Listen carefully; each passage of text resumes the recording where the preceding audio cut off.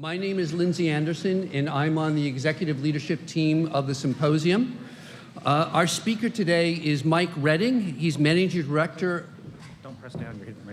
Oh, I am, so I am, okay. All right, sorry about that. That's all right. Okay. So our speaker today is Mike Redding.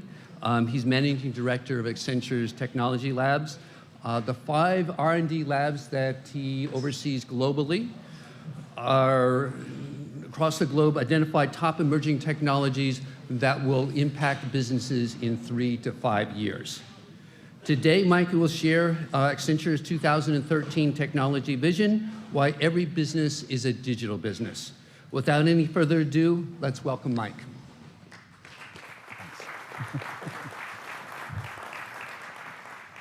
All right, well, so I guess this is lunch and a show, so you guys have the lunch and I'm the show. So my goal is to keep you awake through the impending food coma that's about to hit you. So as Lindsay said, I'm the director of Accenture Technology Labs, and you may be somewhat surprised to know that Accenture has a technology labs, since Accenture, generally speaking, is not a product company.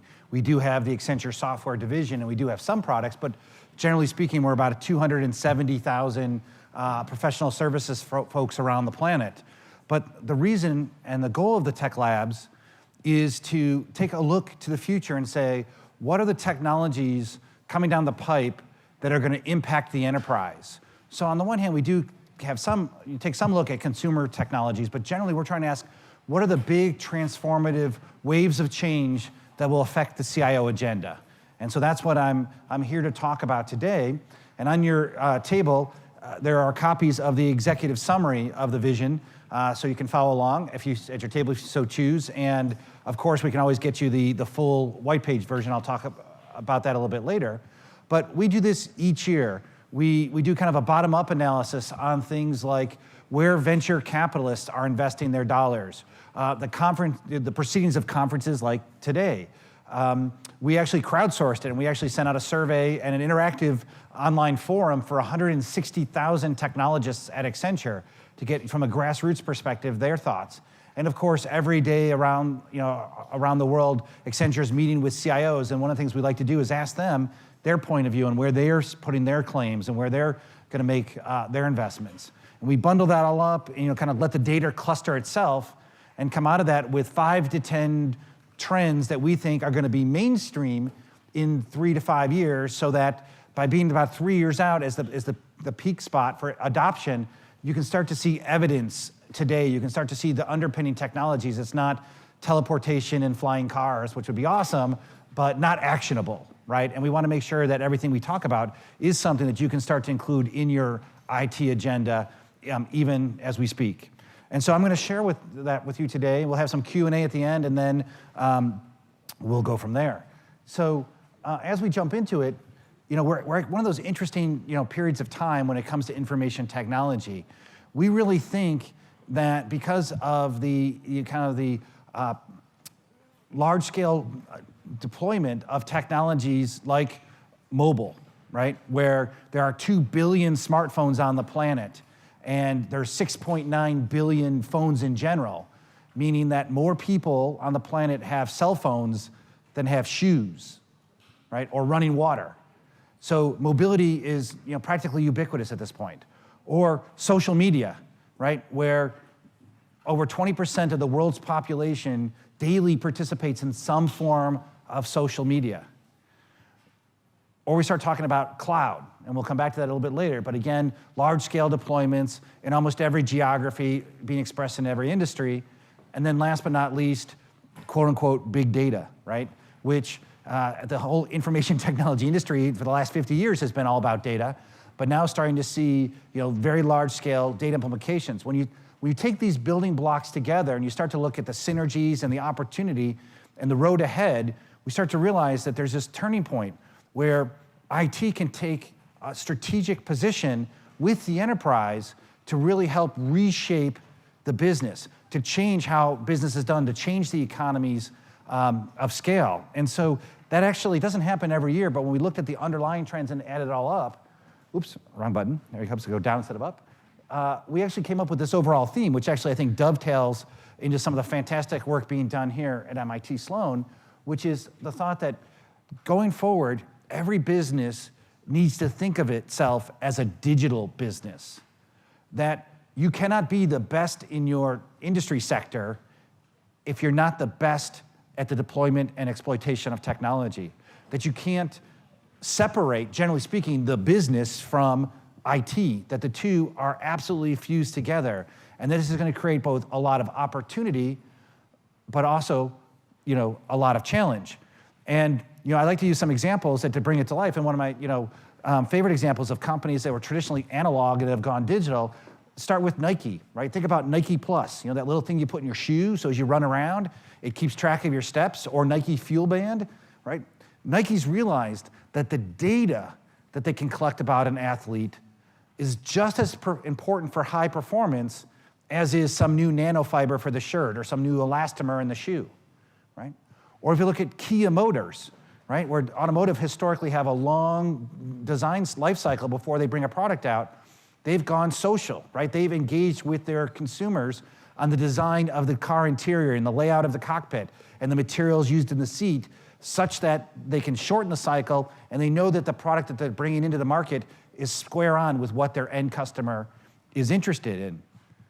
And you can't talk about going digital and not mention Amazon, right? They took retailing and made it digital, right? They could start selling physical books electronically, through the Amazon.com. And fast forward a few years and they said, wow, why sell someone a physical book when I can sell them a Kindle and then sell them a lot of ebooks? But again, they didn't stop. They said, wait, why am I selling you a physical device when with an e-reader, I can put it on every device, right? And so every step of the way, they've gone digital. And in fact, even looking at in their distribution warehouses, they're saying, well, how do we make pick and pack more digital? I know, robots, right? So they bought $800 million worth of robots, right? In order to digitize, automate, drive efficiency in everything that they do. So we think this is a very powerful concept and one where, again, IT and the business coming together really unlocks the potential. So to break this down and to give you some more evidence for this, I'm going to walk you through the 7 trends that we came up with this year, and hopefully at the end of this you'll agree that there's this tremendous opportunity.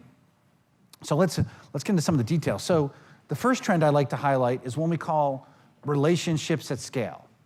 And what this is all about is if you think about the typical enterprise, the power of IT over the last several decades has been to enable the growth of the enterprise to handling, thousands and millions and tens of millions of transactions, to have thousands, if not millions, if not tens of millions of customers, right? So you can scale the business so that a little mom and pop retailer, from Arkansas is now Walmart and the world's largest retailer. I was in China back in January and I met a small bank that only has 50 million customers, right? And so you start to think about that, and IT lets us process efficiently that volume of transactions.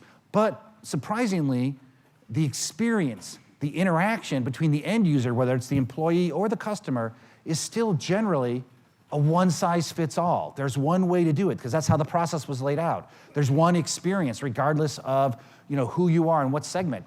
Now, a lot of marketing departments do segmentation of customers, but they always end up with 5 to 7 segments because that's all the marketing department can keep straight in their heads, right? We think the next wave of opportunity is relationships at scale, to have an optimized, personalized interaction with each end user, again, whether employee or customer, across those millions of transactions. That's going to differentiate and create competitive advantage. And the enablers of this are things like the mobile phone, because you can have a 7x24 by 365 digital conversation with the person holding that phone literally anywhere on the planet. And again, social media, people in their private lives are getting used to having a conversation. They're used to a dialogue as opposed to just point and click or just a single transaction. And because of data and analytics, we can start to, at scale, process those individual transactions, come up with context, and start to make some individual offers and decisions. So to bring this concept to life, I like to talk about a recent innovation in the retailing space. So I'm sure everyone here is familiar with the Lowe's home improvement stores. And recently they rolled out Milo's. And what is the big innovation around Milo's? They remember what you bought. Wow, that's earth-shattering, right? But they're doing it at scale. And the fact that you bought, a wrench and a screwdriver and a hammer, but you don't have a drill, they can go, wow, next time you come in, maybe we should offer you a drill. Or you've bought a sink and a faucet and some tubing, but you haven't bought Teflon tape. You're probably fixing the bathroom, right? It's surprisingly a trivial concept, yet it's unbelievable how many organizations, such as their direct competition, Home Depot, don't bother, right? It's all buried in a data warehouse somewhere, but it's not being brought to the fore. It's not being brought into the conversation, and it's a missed opportunity. So now, I don't doubt for a second that Home Depot's busy scrambling to figure out how they remember everything they've ever sold you, right? And so that's where we start to see the power of this concept. Or, picking on retail, because they do a lot of examples in the public. Think about Burberry, right? High-end clothier. They have an iPad app that they've rolled out to their stores, sitting on top of a Salesforce.com with SAP in the background, so they have inventory. And now when you walk into a Burberry, they know what's in your closet. They know what coat they sold you last month, so this month they can sell you the belt and the shoes and the handbag and all the accessories that go with it, and they know what your fashion tastes are, so they know what's the perfect thing for you for summertime collection, regardless of which Burberry you walk into. If you walk into one here in Boston, and then you make a day trip down to New York and have some free time and drop into their flagship store in Manhattan, they know you, they know your closet, the conversation continues.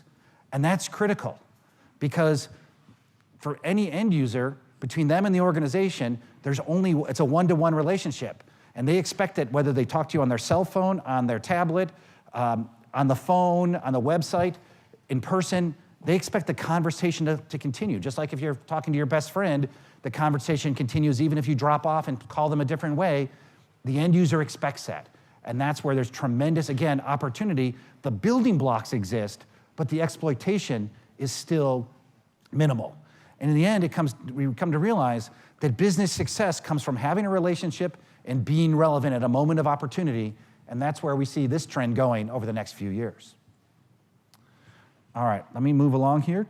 Now to our next trend we want to talk about is this idea of design for analytics. State of the market right now is there is absolutely tremendous opportunity for almost every organization to get more value out of the data that they're already collecting, right? The stuff that's flowing every day and piling up in the data warehouse, mining that data for better reporting, building analytical models, doing predictive analytics on the data set you already have. Tremendous opportunity that's still underexploited. But where do we go next?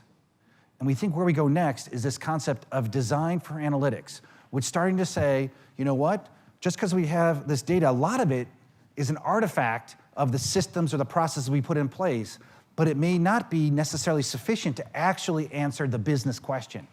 What should we price our product at? What marketing campaign should we offer? Should we move into a new market? Should we order more? Should we order less? Right? The data may not be a byproduct of the legacy systems. There may be pieces missing. And so design for analytics is a chance for IT to step up to address the business and say, what are the decisions you'd like to make that would really help you run the business better? And then let's go back and factor backwards and say, what data do we have to have? And if we don't have it, let's go get it. It's the shift in mentality from data warehouse to data supply chain, right? And if you're building a car, you don't say, you're building a specific model car, you don't say, give me the set of all tires. You say, give me the 4 tires that I need so that this car will run properly, right? And so that's where we think this next wave is going. And one of the things fueling this is the idea of filling in corporate blind spots. And that's why one of the trends that's kind of really hip and happening and everyone's buzzing about is Internet of Things, right? Can I stick an internet connection into everyday environments, everyday physical world? And in of itself, that trend is just well, on the one hand, technology people, nerds get all crazy about it, but the business value of it is this exact point, filling in the blank spots. For example, if this was a digitally enhanced room, MIT's facilities managers would know that there are 200 people in here, and given the temperature outside, we should maybe adjust the HVAC, whereas the room you were just in is completely empty, you can adjust that downwards, right? You could dynamically manage your facilities more effectively if only you had that insight. Or one of my favorite examples is Ford Motor Company. And if you think about it, for over 100 years, literally, Ford had this big blank spot. How are people driving their cars, right? Because they would leave the dealership, come back broken, generally speaking, or used. And other than a survey where you had to ask people, well, how'd you use your car today? Well, I drove it some, right? Other than like surveys and focus groups, they had no idea how their cars were being used. And if you go back even a decade, a lot of the big manufacturers started to get into telematics, but if you notice the history of that whole marketplace, they couldn't come up with a business case for it, right? They could put the infrastructure out there, but if you look at GM, OnStar, and others, they couldn't find a way to monetize it. They had the technology, but not the business. Fast forward to now, and what Ford's realized is one of the competitive sectors they're in is the gas-electric hybrid, right? And because there's all these, there's over 150 processors in today's car, they realized that if they could pull the data off of an individual car, they could optimize the engine analytics, they could analyze an engine operations to maximize electricity and minimize gas, which is why that person bought the car in the first place. So the net result is they could differentiate their gas-electric hybrid from others because they could tune it to your driving behavior. I'm 10 miles from home, I've got enough electrical charge to get home, my GPS is saying I'm going home, you take all that context together, and next thing you know, stay on electric, don't switch to gas. Whereas if you didn't have those heuristics and if you didn't know all that information, you'd say, well, we're only 10% of battery left, we better go to gas for safety's sake because we have no idea. So suddenly, Ford can differentiate their product, and they've now got a business case to collect all sorts of wonderful data, and they can use that to fill in that blind spot about those specific cars, but cars in general. All right, let me move along. So the third trend we like to talk about is also around data, is data velocity. Now, I referenced big data a few minutes ago, and what's interesting is when people start talking about big data, of course, it's one of those slushy terms that everyone and their mom has a different definition for, but when we start thinking about big data, generally, people are talking about data volume, right? I've got 10 petabytes. No, I've got 20 petabytes, right? So I've collected a ginormous data warehouse of stuff. Or they may start talking about data variety. Oh, I can source social data from Facebook Connect, or I can get supply chain data from my suppliers, or I can get market data or weather data. Thanks to the internet, I can tap into third-party data sources. And those two together make data big. But what's missing, and we think is the next wave of opportunity, is data velocity, which is saying, great, you've got a lot of it, and it comes from a lot of places, but can you process it? Can you actually make use of it in a window of opportunity that suits the business? We like to say that business insights have a shelf life. There is this limited opportunity when if you know something and you can act upon it, you can really differentiate your business. And so, one of my fun examples is that Accenture has a partnership with Microsoft, and we have a joint venture called Avanade, and they actually took the Microsoft Kinect, the little bar so you can do Dance stuff in front of your Xbox through video analytics. They took it and put it in an end cap in a grocery store. And so now, if you walk in front of that end cap using the video recognition, it knows with over 90% accuracy your age, your gender, and your ethnicity, right? So now that they know that they've done this complex analytics and they've got this, they've taken this data stream of video, processed it, can they close the loop? Can they act upon that to know that, in my case, I'm standing at the end of this end cap, and standing in front of the double-stuffed Oreos is a mid-40s white guy, right? And what's the perfect way to address me? Because the window of opportunity is 5 feet. The 5 feet it takes for me to look and keep walking, because once I'm down the row, I'm not coming back, right? Because I've avoided temptation, I won't have gone for the double stuff, I've moved along, right? So there I am, the moment of truth, can they SMS me, say, Mike, double stuffs are great and they're 2 for 1 today. And I'm like, oh, I gotta get me some, right? Or they're gonna say, or they'll put it on a display banner, hey, big guy, double stuffs make you look slimmer, get some, right? Whatever it is, whatever works for me, going back to relationships at scale, but The whole point is close that loop because they've got 5 feet. That's their entire window of opportunity. And we're seeing a lot of technologies that can allow you to pour gas on the fire, let you accelerate your data processing. Everything from in-memory database technologies, right? IDC estimates that 70% of the global 1,000 will spend some amount of money, some measurable amount of money, on in-memory database technologies this year. We're starting to see high-speed data technologies, Oracle's Exadata, Teradata's with their extreme high performance. Of course, our partners, EMC, with some of their platforms, where you can go out and acquire hardware that will let you speed up the cycles. To give you one example, in our lab, we took a 10 terabyte data set. So nothing, it was okay size, nothing massive. And it happened to be utilities industry data, so we actually had a utilities model. And we had a normal infrastructure stack, 10 terabytes of data, and we used SAS, one of our alliance partners, for the analytical module, ran the model, pushed the button, it ran 13 hours, right? So overnight batch, nothing outrageous there. We took the same data and put it on a Greenplum appliance from EMC. We took SAS and shifted it to SAS HPA, one of their new products. So same data, same model, upgraded SAS, upgraded hardware. Ran it again, 1 second. Same result, 13 hours down to 1 second. That's a hell of an acceleration.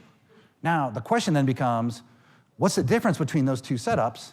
And the answer is money, right? That was the big difference. Poured some money on it, got some hardware. So as a technologist, I'm like, sweet, get some more of that gear. But the question is the business ready to go along for that ride? And where they're used to a 13-hour batch cycle, right? And so I think that's where, again, the IT and business partnership is there's tremendous investment opportunities in gear, but can you bring the business process along? Can you shift how the end users are going to participate? In my case, whether I'm the shopper or I'm the employee getting my monthly SAP reports, can we tie the business change to the technology change so that investment in acceleration is rewarded with an acceleration and appropriate change in the business? And we're also starting to see in some of the tools that you see here now in the conference, where there's also a democratization of tools. There's a lot of desktop visualization tools, which again, are changing the velocity of data access and setting the end user expectation that they can get their reports anytime, anywhere. And thanks to things like the iPad, a business expects to get their dashboards anytime on that tablet device. So the challenge, again, to IT is to supply it and match up the speed of business and the speed of processing. All right, let me move along. So the next trend is seamless collaboration. And I like to call this a zombie trend, right? For two reasons. One, zombies are cool, right? We all know that. And then two, because in 2009, we had enterprise collaboration as a top-level vision trend. And in 2010, we dropped it like a hot rock because nobody cared, right? Because almost every CIO we talked to, enterprise collaboration translated into, let's roll out SharePoint, done, all right? Or let's give some people either OCS or Link, let's give them WebEx, done. They've got some tools, we must be collaborating. So it's not a strategic thing, it's just a tool rollout. Well, not really. Didn't work out. Why? Because yes, all those deployments happened. And then utilization was somewhere in the low single digits to low teens in terms of % of users actually adopting it. Why? Because you're expecting the end user to take their task and to take some random tools and figure out how to mash them up, figure out how and when to use them, figure out how to encourage their colleagues, their peers, their business partners to also use them. And I know that when we first did a deployment of one of the social collaboration tools, I won't mention which one, it wasn't the tool's fault, it was ours, we had it out there and we had like 4 people in the environment. So it's kind of like one hand clapping, right? It's like it takes 2 to tango. And if you don't have both parties in a collaboration happening, there is no collaboration. And the tools remain sparse. And so that kind of killed it. But what's brought it back and why now it's a top level trend and where we think a lot of enterprises are really putting re-emphasis on this is the need for productivity improvements of their employees and their business partners. The reality is, thanks especially here in the US, things like a jobless recovery, where you've got to squeeze every ounce of productivity and realizing that being able to bring in the right expertise or the right work artifact to help the end user be successful is actually a way to improve margins, improve business productivity, improve speed to market, whatever the business productivity measure is. And that's why you need to take a look at these tools once again. And we've seen a generational shift in the tools. Thanks to consumer social media, we're now seeing enterprise tools like Jive and Chatter and Yammer that have those social metaphors, but are architected and designed to be laid on top of SharePoint and the other enterprise tools to give that social feel, but they're designed to be integrated into the desktop, right? They're meant to be part of the experience, because again, if you let them side by side and have the end user self-integrate, it isn't gonna happen. And we've seen major global corporations, companies like Unilever and Cargill and DuPont, see tremendous adoption by targeting and saying, instead of, let's go through and look at the business process, find out which steps it makes sense to collaborate on, educate both parties, get them both on board, and as a result, and then measure the improved productivity, whatever the measure might be, time to market, increased sales, faster regulatory filings, whatever the business process is, measure the delta and come and prove to everybody that, this tool helps you get your job done, gets it done easier, get it done faster, get it done more cost effectively, and then watch it virally propagate through the organization. Because once the Northeast sales team is killing their numbers because they're using Jive, the Southeast team wants to get on board, right? And so that's that combination of integration into the process plus measurement of the outcomes is now leading to successful adoption. And some of those companies have gone from single digits to 85, 90% end user adoption and use of the tools as part of their jobs. And that's tremendous increase. And it's also getting the value out of that technology investment, whereas before it was mostly sitting idle. All right, moving along. Let's make sure I haven't missed anything. All right, moving along. Oh, so actually there's a fun example. And again, it's to stretch your mind a little bit. If you think about taking the collaboration to maybe its extreme, GE with its Gen X engines that are being used in the Dreamliner, the engine has a social relationship with the mechanics at the airline and the engineers back at Boeing, and basically tweets its status and lets it know, I'm feeling kind of warm, I'm kind of high in the air, I'm going kind of fast, and it keeps everybody in that partnership aware of the status so that they can preemptively understand, well, this engine's having some problems, let's look at it when it gets back on the ground, let's try and improve overall service life, because that's what it's all about, compared to dumb engines that don't have any friends, right? And to some degree, it's clear that the batteries had no friends because they're in the Dreamliner, because like, wow, is it getting hot in here? Anybody else noticing? Nobody listened. Next thing you know, a couple fires break out, the fleet gets grounded. So, it pays to have friends sometimes. So maybe that's an extreme example, but it opens up the possibility of saying, how can we change processes by fusing collaboration into them? All right, our next trend, and whenever I get to this one, I say it's kind of a turn for the nerd. And so maybe this crowd will be pretty good. So software-defined networking, right? And it's one of those spaces in IT where the exact definition is pretty fuzzy, right? Depends on who you ask, right? Whether you're talking to Cisco and they talk about programmable networks, you start talking to the open source community and they start talking about open flow. But the whole idea, right, is it's virtualization's last mile. It's saying, we virtualize the heck out of the data center, but we need to now virtualize the network. We need to separate the logical network from the physical. We need to be able to allocate network resources as flexibly as we do compute resources or storage resources. And it's not necessarily, a completely novel concept like a lot of these things, but right now we're seeing a lot of energy go into this space, right? So the IDC estimates that this year, enterprises will spend $300 to $500 million in this technology space. But over the next 5 years, that's supposed to grow by a factor of 10. So by 2018, it's supposed to be $4 to $5 billion, right? So it's like the same wave we saw with virtualization like VMware, we think we're gonna see with regards to virtualizing the network. And in fact, speaking of VMware, they didn't want to be left out of the party, so they acquired Nicira for $1.2 billion last year, because they wanted to make sure they held on to the franchise. And and then Cisco went ahead and bought, I can never get Caradin, I never say their name right, but they bought them for $150 million to make sure that they had a stake in this game. And I always had this long list because I can't keep them all straight, But the venture capital, this is one of those spaces where venture capital is flowing fast. So companies like Adara Networks and Bid Switch Networks and ConnectStream and Contrail Systems and Mbrain and Plexi and Velo Systems, right? So it's a kind of alphabet soup of companies, most of which will not survive. That's venture capital. But when you see venture capital flowing in, you start to see product flowing out, and you start to see acquisitions. And the big kids in the block will do acquisitions, but the net result is there's a product wave coming. And it unlocks a lot of potential when it comes about agility. So for example, Google's gone and published some case studies where they, by going to a more dynamically allocated software-defined networking approach, they tripled their bandwidth without changing the infrastructure, right? So they got 3 times as much effective bandwidth with no hardware upgrades.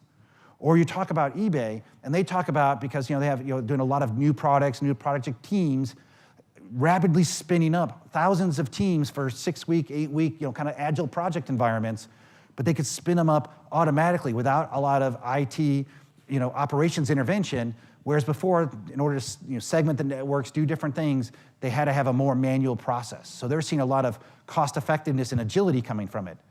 But you may say, well, that's great. Those guys are internet companies. That's how they roll. We're a traditional organization. Will we see benefits? And actually, one of the first wave of benefits we're starting to see is actually in business continuity, resiliency, disaster recovery scenarios. And to talk about a public example, you may have State Street Bank, right? One of their big product offerings is in foreign currency exchange.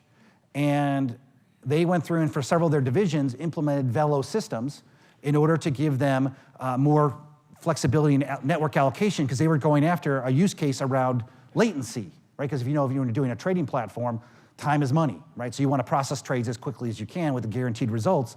So they were going after to say, can we get better? Can we improve the latency of our networks, our trading networks? Great. Well, if you all remember last fall, this little thing called Superstorm Sandy rolled through, right? And when Sandy hit the Northeast, State Street Bank, like many others, got impacted. They had network and data center resources going down.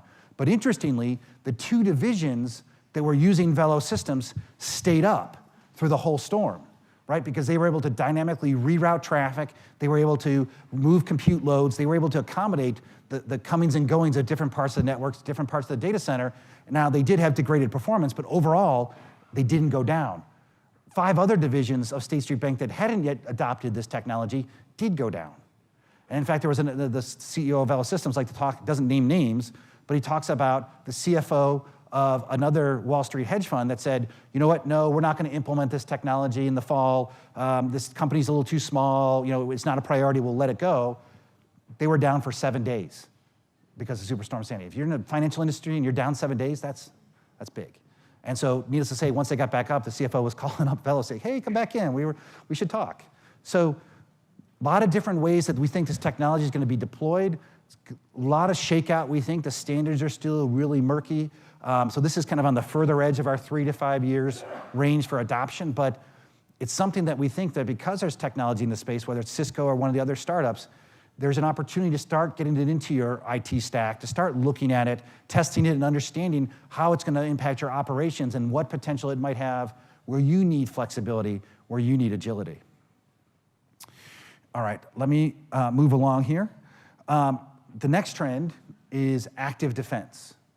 And this is where we think cybersecurity is going next, because the state of the market on cybersecurity is, I've got a firewall, right? And I'm going to protect myself. And the reality is if you follow the news at all, kind of in the words of The Godfather, anybody can be gotten to, right? Even if you're a non-existent secret underground bunker in Iran doing peaceful uranium enrichment, and your device controllers are completely offline, you can still get a virus, right? And so the reality is no network is secure because there's too many ways in, right? Thanks to bring your own device, every cell phone, every tablet that your employees or your customers bring onto your network, that's a vector for malware to get in, right? And so the reality is everything's going to get hacked and broken and breached. The question is, what do you do about it? And active defense really comes in 2 parts. The first is the analytics part, which is, do you even understand the behaviors of your network? Do you understand what's normal and what's abnormal, right? Because if you can spot the anomalies, then you know you're being breached, how you're being breached, and therefore you can then start to take a more active steps to say, well, how do we minimize the damage, right? As opposed to saying, I'll never be breached, saying, if we are breached, can we nip it in the bud sooner? And one of the interesting examples of this is a leading indicator, if you're a company that has knowledge workers, a leading indicator that an employee may be getting ready to quit is a spike in SharePoint downloads, right? So if this is Mike's normal behavior and, oh, suddenly Mike spikes up, why am I downloading? Am I doing a special project for the CTO? Or am I filling my briefcase and getting ready to hit the street and take a little, war chest with me? And so that's the kind of thing is if you can analyze that and know that's a pattern, can you detect that? And when Mike does something special, have a conversation with Mike. Hey, Mike, what are you up to? Nothing. Well, maybe you should put back all the stuff you just stole.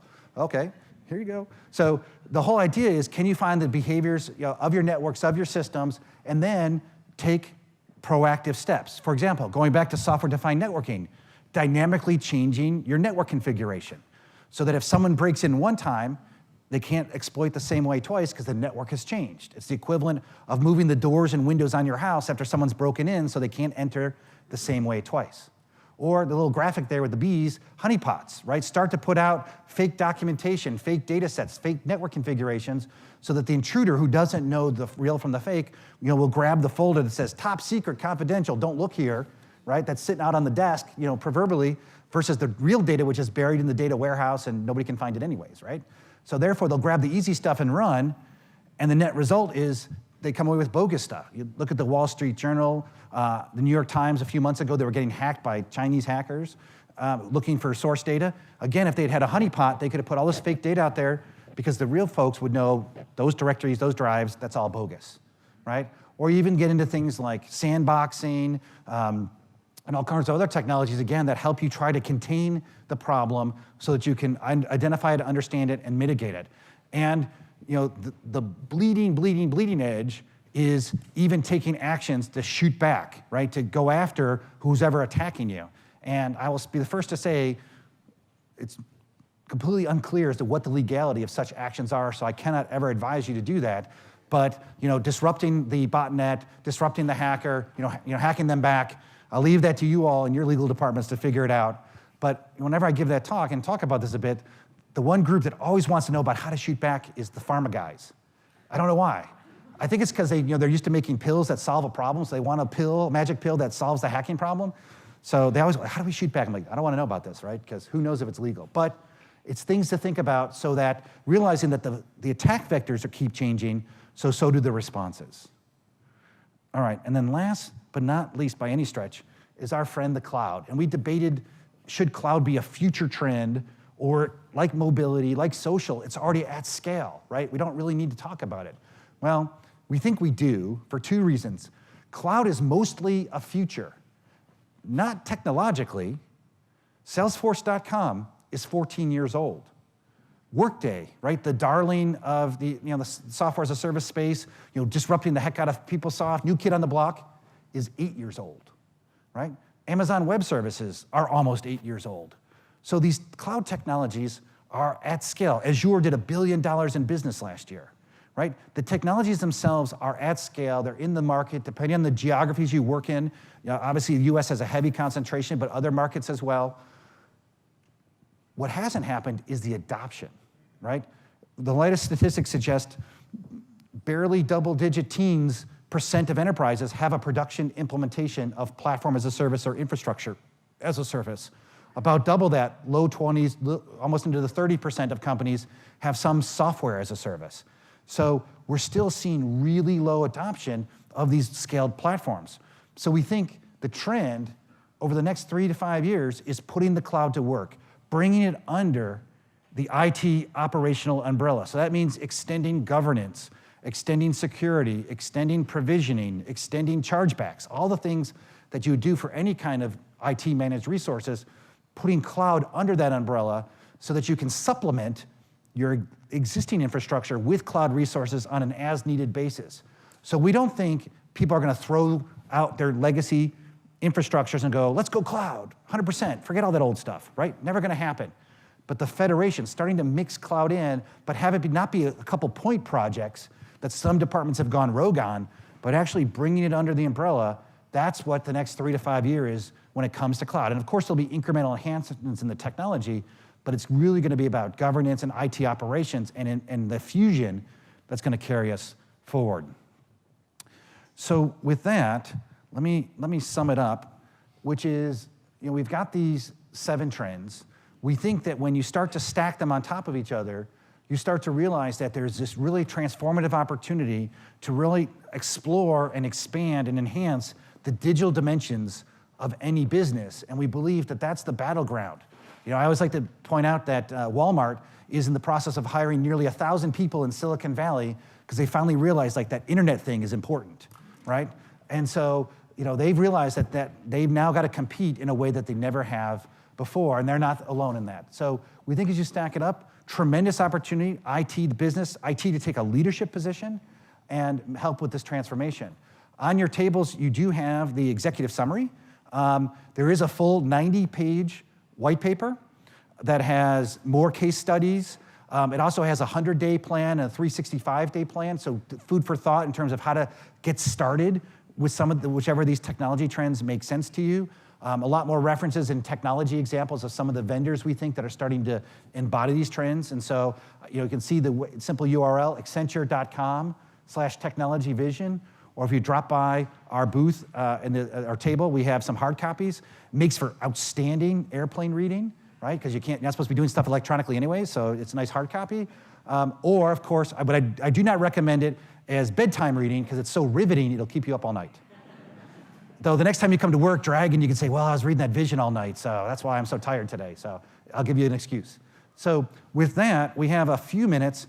So I wanted to throw it open to any questions or concerns or anything, feedback, because again, this is how we're going to start working on our next year's vision, is by getting feedback from audiences like yourself, or of course, answering any questions. So we'll throw it open. Or you guys have hit the food coma and now it's all sleepy time. Questions? Right here. Oh, right. I'll repeat it. Oh. So how have these 7 varied over the years? You say you've been doing this for a number of years. You've obviously seen some of them evolve and grow over time. So, cloud has been one we've been talking about for 5 years or so. It's perhaps, in fact, coming down a little. I noticed you used bunny ears around big data earlier. How would you say this has changed, over time, and have you actually started looking at that as a heat map of direction? Yeah, so that's a great question. I think you guys heard of is how have we seen the evolution? And actually, we're about to publish the updated version. Last year's vision, we actually showed the previous 5 years, and we did a lineage chart to try to get a feel for that exact question of how do these things change. And that's where, for example, cloud grew out of data center virtualization, became infrastructure cloud, became all kinds of cloud, and now we're kind of getting past it. Things like collaboration came and went. It died and then popped up a couple of years later. I think data in various forms keeps bubbling along, maybe not surprisingly, since the I in information technology is information, which is related to data. So not surprisingly, but various forms, because a couple years ago, we were talking about, really more about predictive analytics, right? When people were just starting to get their heads around basic analytics and reporting and then predictive. And now last year we were talking about new architectures like Hadoop and Cassandra and those kind of new non-relationals. And now we're kind of saying we're looking past the architecture itself and starting to say, well, how does that actually impact the business? And that's where we're getting into velocity and the Internet of Things to fill in the blank spot. So that's kind of a progression as each mountain gets conquered or each pathway gets started on, what's the next pathway? So that's how I'm trying to think of anything. Active defense, that's kind of an evolution. A couple years ago it was just cybersecurity. Now it's a very specific domain, focusing in on, how do you respond dynamically to threats? All right, another question. We'll go over here in the middle. I'll look over there next. So relationship at scale sounds like common sense. We're all used to Amazon knowing what we bought and recommending stuff. But I've run into friends, colleagues who are reluctant to opt into my Lowe's. So I don't know why people are okay with Amazon knowing what they bought, but not Lowe's. And then I have friends who work at a discount retailer, I won't say which one, And they're like, we really don't want to know who you are. It's the thrill of the hunt to go store to store looking for stuff. So they could know what you bought and they could know interest and they could tell you about it, but they choose not to. Any thoughts on those three examples of relationship scale? You know, so the key when it comes to, because one of the things that usually people jump right on is saying, Mike, you didn't call out privacy, right? And I always talk about privacy is not a technology trend. It's really a business implication and a business strategy to say, what are you willing and not willing to do? How are you willing to protect your privacy and think about what it can do for you, both by using data but also not using data? So that's a lot of trade-offs. But what the interesting is we talk about, and one of the things we reference is a paper we did a few years ago with Harvard Business School, which is around the economic value of trust. And the flip side of privacy is trust. You'll share your deepest, darkest secrets with people you trust. So if you have friends that won't use Milo's, they don't trust Lowe's yet, right? Lowe's hasn't earned their trust enough that they'll share their purchasing history, which even though technically Lowe's knows it already, they just haven't paid attention or they haven't exposed it to you. So they, maybe behind the scenes, it's not obviously front of mind. So, but it all comes down to a trust factor. And no question, there's times when individuals want to be known, and other times they would like to kind of sneak around and not be seen because maybe they're not sure about what they want to keep a low profile. I always, whenever I talk about this in a business context, I always refer to the Nicolas Cage movie, Guarding Tess, which is about the former first lady. She'd go to the supermarket, and the supermarket manager would ask her Secret Service, does she want to be known today or not? They say, don't know her, and then they go, don't know her, don't know her. And then everyone would be like, know her now. Oh, Mrs. First Lady, great to see you. So that's giving her the choice of being known, being anonymous, and I think that's again goes towards a business strategy decision, but understanding that the same user may change their mind, and you have to accommodate that because otherwise they'll make a choice and shop elsewhere. All right, let's do another question. I think there was one right here. This will be the last one. All right. Yeah, I was just interested in more advanced analytics. You've got a lot of great enablers here, but what do you see in the way of getting just stronger and stronger analytics to fully leverage all the data? Well, I think we're starting to, and again, I think that there's huge amounts of territory to be covered to exploit what we've already got, right? But the next wave, you're starting to hear more and more applications of things like machine learning technologies, artificial intelligence, some of which gets manifested in something like an IBM Watson or an IPsoft Eliza or a Google Brain, right? Which no one really knows what it does, although it sounds really cool because no one's ever seen it. But they claim it makes searches better. So I think we're starting to see what we're calling as a class cognitive technologies, and no one wants to call it AI because that's kind of got a bad taste in everyone's computer science history. So, but cognitive technologies are probably the next wave of things for looking for complex patterns, which is what humans are awesome at, right? Complex pattern recognition. And so trying to get machines that can do that, because that's the essence. So base reporting, predictive models are awesome, but those cognitive technologies, that didn't quite make it. I think they'll show up probably next year, because we're just still waiting to see, are they going to escape the corporate labs? Are they going to escape the institutions, the universities, and actually start to see themselves in product? Because, for example, Watson, IBM talks a lot of great examples about it, but it's not a product yet. You can't have one if you want one yet, but it's on the roadmap. And then that's when we start to see it. We want to see things that are starting to hit the market, and so that's why it's a little further out for us.